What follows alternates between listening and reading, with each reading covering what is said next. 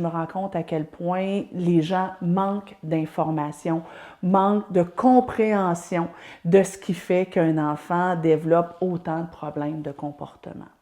Dans les dernières années, j'entends de plus en plus parler d'opposition et de troubles de l'opposition. Or, j'aimerais que vous fassiez bien attention, parents intervenants, à ne pas trop vite mettre une étiquette dans le front d'un enfant. L'étiquette d'anxieux, l'étiquette de timide, l'étiquette de TDAH.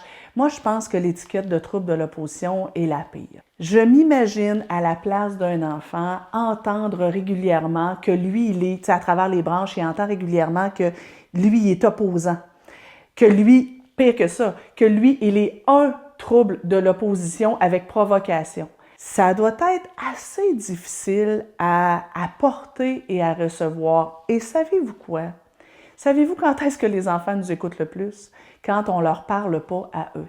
Alors, quand les enfants entendent des adultes dire d'eux que bah, lui, on sait bien, il est opposant, ah, lui, c'est un trouble de l'opposition, bien, à quelque part, ils risquent de vous croire.